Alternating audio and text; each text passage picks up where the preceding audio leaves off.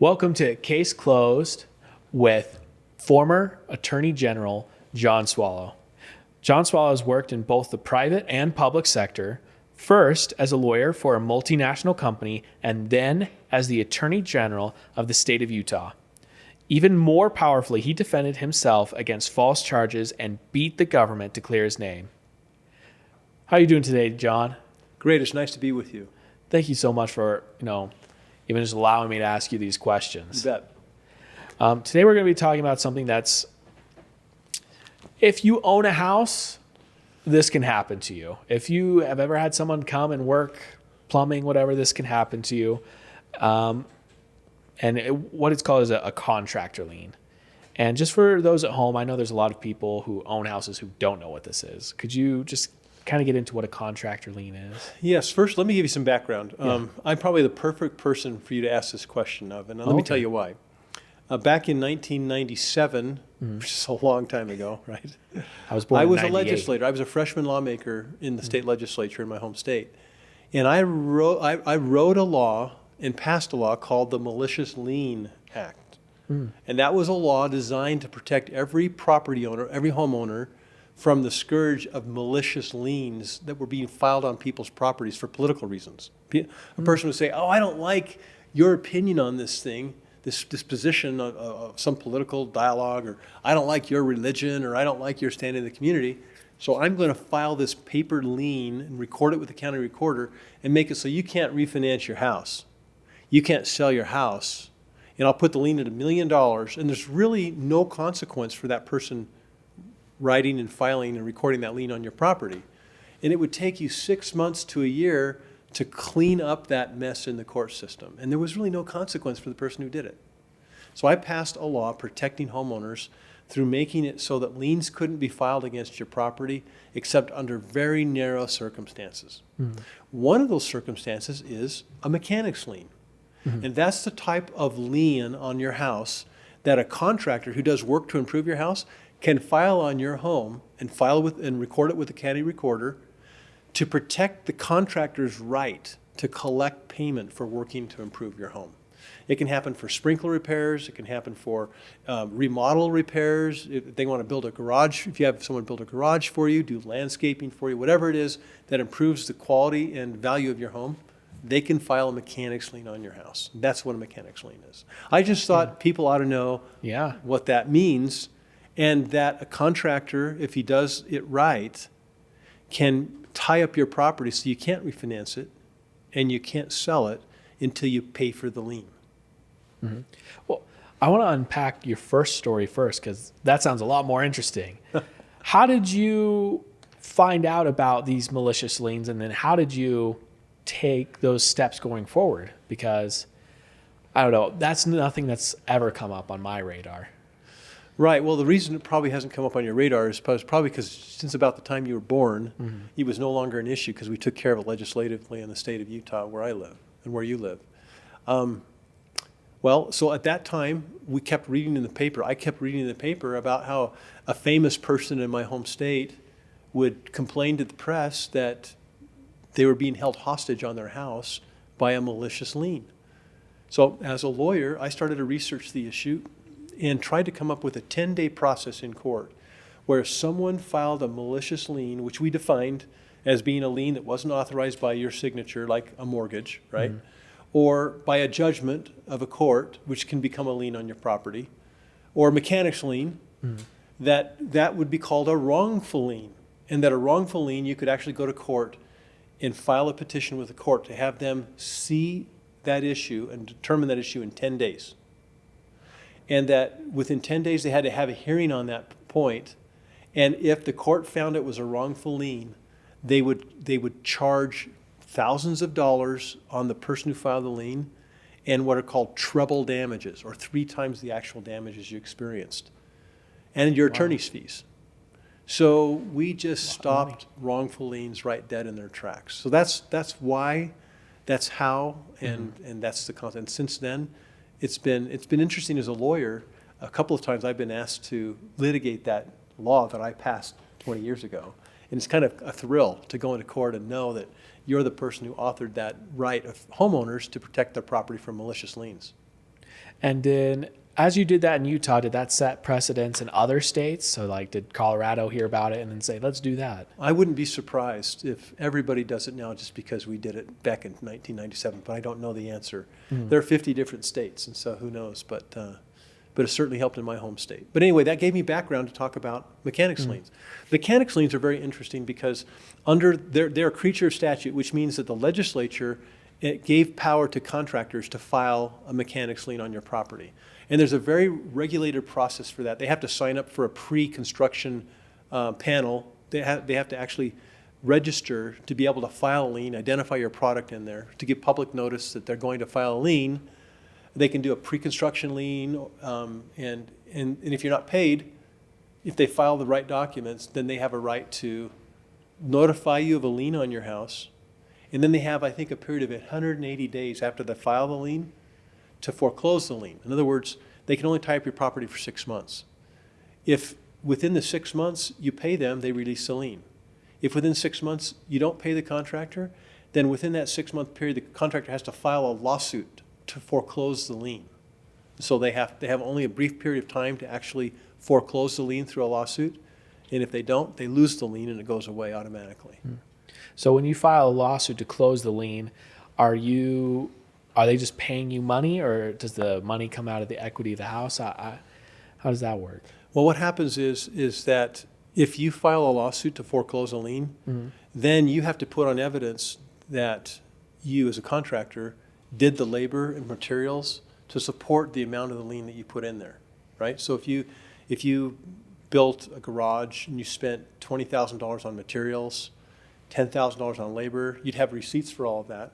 You'd file you show the court the contract, you'd put on the evidence that you spent that much money, and then the judge would let the homeowner dispute that, right? The judge would come up with an amount that was owed and give a judgment to you, and then you could collect that judgment secured by the lien on the property. So if the property owner then didn't pay the judgment, then the lien could be foreclosed and the house could be sold. Oh, wow. At a foreclosure sale, a judgment sale, and you collect the money that way. Usually there's more equity than $30,000 in the house. Yeah. And so homeowners are pretty quick to write the check once the judgment's been issued. Well, and I've seen a lot of like TikTok videos, YouTube videos of contractors, and I don't know if this is the way to go about it, but they don't get paid. And so I've seen this one specific video where a guy put in a tub and tiles, and he just went in and tore out the tub and tore out the tiles. Yeah. I don't know if that's the way to do it, but... Well, you can't. I mean, you can't access property. And that's why we're doing this, right? Yeah. That's why we're talking about this. Even if you're a contractor, even if you're a landlord, you don't have the right to walk into someone else's property uninvited and take something that even if you've installed it. Because once you install that property, it no longer is yours. It's a fixture in the house. So for you to walk in and rip it out, you'd be liable for all the damages you caused in doing that. And you'd probably be liable for trespass as well. And trespass is what's called a tort. And I don't want to get into the weeds too much in this, Yeah. but a tort is a damage to property or your personal interest. And it carries with it exemplary damages, which are called punitive damages. So if you're a contractor and you want to take law into your own hands, and you want to be liable and lose your business and your truck, and I'm talking to contractors here, you don't want to lose your truck, all right? You go ahead and walk into a house and you rip out a tub you put in there when they don't pay it. You're going to be liable for trespass, criminal trespass, civil trespass, punitive damages, and it's not going to be nice when you go home and talk to your wife about how you just lost your truck, because that's what's going to happen. Because that homeowner, if he's smart, is going to call me. Yeah. I shouldn't say that, right? Yeah.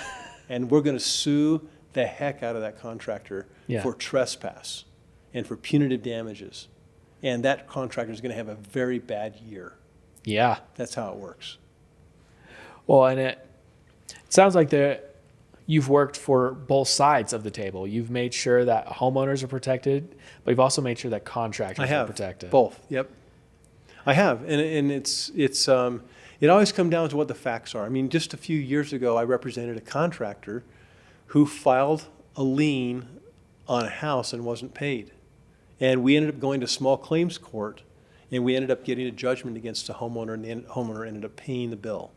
And it's sad, because what's sad about that is the contractor did really good work for this homeowner, and this homeowner had just had all kinds of problems with former contractors, and my client walked in just to be a good guy. I mean, he'd actually been working on a house down the street and saw this woman standing with her hands on her hips, really frustrated at what was going on. And he said, "Hey, how can I help you?" Because it was obvious she was having some remodeling done. And he said he would help her. Turns out that she bit the hand that fed her, that did some good work for her, and she wouldn't pay her bill. So he took her to court, and he got a judgment against her.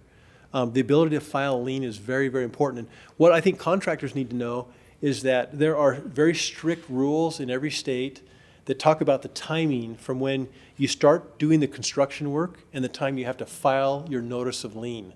And if you miss those deadlines, you lose the right not to sue, but to have a lien on the house. And what the lien does is it puts security on the obligation that they have, the homeowner has to pay you. So without the lien, all you can do is sue them. And if they don't have any equity in their house, or if the house isn't theirs, if they're a renter or something, then you can lose the right to recover on an asset. And then you have what's called an unsecured judgment. And sometimes those can be discharged in bankruptcy, and you just have a stronger fight. The lien gives you the power to collect on an obligation that's owed to you. And you have that right in almost probably every state statutorily by virtue of doing work on someone's house. It's a real benefit to contractors. And so if you're a contractor and you don't understand the mechanics lien laws in your state, do some research, talk to a lawyer, go to askjohnswallow.com. Let us see if we can help you. I love that. Let me shift this from like blue collar work, from like putting in a bathroom or a garage, to, let's say, like graphic design. Like you're a graphic designer for a company that got hired off the internet, and you made someone a logo and they just never paid you. Is there something as solid as a contractor lien where you put a lien on them, or would you just have to go straight to a lawsuit? Right. So it all comes down to the contract.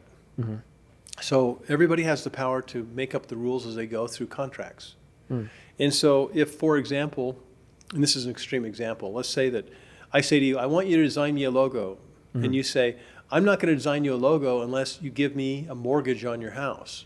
Oh, wow. To pay for it, right? Well, that's a ridiculous example. But that's one extreme example of how you could have a lien on real property through doing something like a logo, right? But in most cases, that, of course, doesn't happen. And what you have is you just have the ability to file a lawsuit, usually in small claims court if it's just something like a logo, because it's just $1,000 or something. Yeah. You file a lawsuit in small claims court and say, I was engaged, here's the contract, I was engaged to do this logo. They promised to pay me $1,000. I did the logo. I sent them an invoice. They didn't pay. And now I want to collect on a judgment. I want to sue them for that. So if you are in business and you're designing logos for people, you probably want to have an invoice that's signed that maybe has an attorney's fees clause. So one thing I can advise you, and that is say, and I'm, again, not practicing law for you or anything like that, but if you have an attorney's fees clause in a contract, it puts teeth in it. Because if you have to go to court, you're going to spend attorney's fees in many cases, right? And so if it's only a $500 claim and you're going to spend $1,000 on attorney's fees, it's often not worth it to go after the $500 because, you can't make money on that kind of a transaction, right? You spend $1,000 to make $500, it doesn't work. So you sue for $500 plus your attorney's fees because you have an attorney's fees clause in your contract. Then you're protected. Then if you say, I'm going to take you to court and I'm going to get my attorney's fees, they perk up and listen because they're saying, oh, now it's not just $500, but I've got a downside of another $1,000. So I'm going to be honest and pay my bills. So as you're in business, as you're doing work, I mean, gee, even if you're running a lemonade stand, I guess. Yeah. You almost we're getting to that point in society where you almost need a contract for everything, right? Obviously a ridiculous example, but if you have a contract that's written and you have an attorney's fees clause, then you're more likely to collect. If you have an attorney's fees clause and you file a lien, you're even more likely to collect. But you can't file a lien on anything. You have to file a lien based on the consent of the person that's a mortgage or trust deed, right? Or based on the law, which is usually a mechanics lien or some other type of lien that's allowed by the law. Liens are the best way to secure your right to payment because you're holding hostage a piece of property that's valuable, and that's what a lien does for you. Well, and I feel like there's just so many of these videos, at least that I've seen. Maybe I'm on the wrong part of TikTok, but there was this one TikTok lawyer who showed a video of this mechanic. He had just installed a windshield and they didn't want to pay for it. So the mechanic smashed it out with a piece of metal. And the TikTok person said, oh yeah, that's totally fine. You could do it. But it sounds like that's not something you could do. You can't just smash out windows. No, I don't think you can. I think you can be sued for damages if you destroy someone's property. The minute you put that windshield in that car, you have bonded that asset, that window, to the car. It's no longer your property. You don't have the right to destroy it any more than, you deliver a chicken to a farmer and he doesn't pay you and you go shoot the chicken. Okay? The rule of law that we live in says that if you sell the chicken, all right, it becomes his property. There's a legal process you have to go through to get that property back, or its equivalent, which is money, right? Yeah. Which is what the deal was at the end of the day. You gave the chicken for a promise of payment. You gave the windshield for the promise of payment. Now, there are mechanic lien, storage lien, repairman lien. So you have mechanic lien, repairman lien. They're almost synonymous, right? So with a car dealer, there are state laws in states that say if your car goes into the shop while the mechanic holds possession of that car, right? The car doesn't belong to the mechanic, but he can retain possession as security for payment of the bill, okay? It's called a repairman's lien. But it doesn't give the repairman the right to go in and extract the things that they put into the car. They can hold the car in whole until the bill's paid, which is oftentimes more valuable than the little piece of equipment they put into the car. Does that make sense? Yeah. Typically. So if I'm advising a mechanic or a businessman, I'm not going to advise them to do something that could get into more trouble than I want them to get paid for what they did rather than get them into more trouble than they were, than the net benefit is greater to them to follow the law than to damage property and then cancel out any benefit they would receive by following the law. That's ridiculous. Well, and it seems the best way for a contractor to protect themselves is in the contract, make sure that they put that they're paying, the other side is paying for legal fees plus whatever is there. And that's typical in almost all contracts. So if your contract doesn't have that, consult with a lawyer and get a good attorney's fees clause in that contract. In fact, my advice would be to go to AskJohnSwallow.com and let us help you find the right person that can help you put together the right contract for you if you're in business, because you're going to use that contract 100 times. And you might as well get it paid for once and get it right, know what's in it, and know that it's custom made to make sure that you're fully taken care of in any scenario you can think of in your business. Well, yeah, and it sounds like this isn't something that you're just going to print off of LegalZoom or something like that. Well, you can. But again, I've always said this to people. If it's an important issue, then it's worth some investment to get it right for you. Because most people really don't understand what they're signing or what they're reading when they read a contract, what they're signing when they have a contract. A good attorney can not only prepare the document for you, but can explain it to you so you understand what it does for you, how it empowers you, how to work within it, and how it really will benefit and protect your rights. Otherwise, why have the contract, right? I mean, there are reasons to have a contract that doesn't say anything because, there's a psychological part of that. But if you really want a contract that will protect you, spend the time to make sure you sit down and understand it with a lawyer. Have your lawyer explain what the paragraphs mean. There's a reason for every word in a good contract, right? If you understand it once, you can use it 100 times. And your ROI on the investment of someone to help you prepare and understand your contract will be a multitude of what you've invested into the contract itself. That's my belief, and that's what I advise people. And the people that come to me with problems are the ones that don't pay up front to get it right. They end up paying on the back end when they haven't gotten it right. It reminds me of that commercial of the mechanic who's the oil change guy and says, you can pay me now or you can pay me later. You can pay me now for the oil change or you can pay me later for the new engine. And that's almost how it always works with any kind of a legal problem. You can pay an investment up front to get it right. Understand, if you're a contract, understand how the mechanics lien statute works. Understand how to register for the database so you qualify to file a mechanics lien. Maybe you'll spend $500 or $1,000 to understand that. And then you can use that the rest of your career without the help of a lawyer and never have to worry about getting paid on a job. Oh, that's a good investment. Well, and you also get that peace of mind. You're walking in and you know. Well, it looks like we've had a good conversation. Yeah, we have. But thank you so much, John, for talking with me about this. And thank you for watching Case Closed with former Attorney General John Swallow.